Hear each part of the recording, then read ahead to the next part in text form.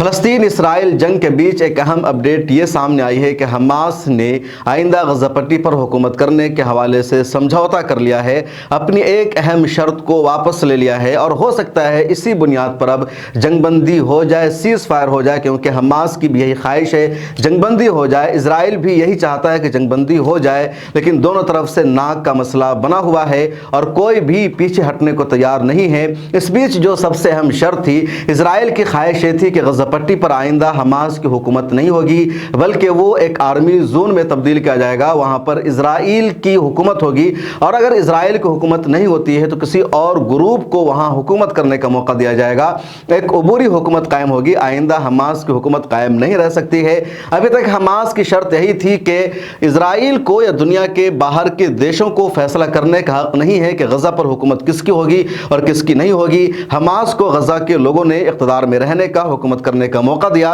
اس لیے حماس کی ہی حکومت ہوگی، اور اس شرط کی وجہ سے سیز فائر کا فیصلہ نہیں ہو پا رہا تھا۔ اسرائیل کو حماس کا لگاتار ڈر ستا رہا تھا، القسام بریگیڈ کا ڈر ستا رہا تھا، کیونکہ 9 مہینے کی جنگ کے باوجود اسرائیل نے ابھی تک حماس کو ختم نہیں کیا، القسام بریگیڈ کے فوجی انفراسٹرکچر کو ختم نہیں کیا۔ حماس کی سینا کا معاف کیجیے گا اسرائیل کی آرمی کا، اسرائیل کے انٹیلیجنس کی یہ رپورٹ سامنے آئی ہے کہ اگلے 5 ورشوں تک لگاتار غزہ پٹی پر حملہ کرنے کے باوجود بھی القسام بریگیڈ اور حماس کے فوجی انفراسٹرکچر کو ختم نہیں کیا جا سکتا ہے۔ تو یہ جو اہم شرط تھی، اسی وجہ سے اب حماس نے اس شرط کو مان لیا ہے کہ غزہ پٹی پر اگلی حکومت جنگ بندی کے بعد حماس کی نہیں ہوگی، بلکہ ایک عبوری حکومت ہوگی، اور وہ عبوری حکومت فلسطین اتھارٹی کی ہوگی۔ تو فلسطین اتھارٹی جو ہے اس کی پولیس وہاں ہوگی، اس کی حکومت ہوگی۔ حماس کی غزہ پٹی میں اگلے دنوں حکومت نہیں ہوگی سیز فائر کے بعد، اور اس شرط کو اسرائیل نے نارمل لیا ہے، اس کو اس نے ایکسپٹ کیا ہے، اور اب ہو سکتا ہے کہ اس کے بعد جنگ بندی ہو جائے۔ جنگ بندی لیکن کیسے ہوگی، قیدیوں کا تبادلہ کیسے ہوگا، قیدیوں کی فہرست کیا ہے، یہ سب چیزیں ابھی سامنے نہیں آئی ہے۔ پچھلے 8 مہینہ سے جنگ بندی کی کوششیں ہو رہی ہے، بیچ میں عارضی طور پر 6-7 دنوں کے لیے جنگ بندی ہوئی تھی نومبر کے مہینہ میں، اس کے بعد پھر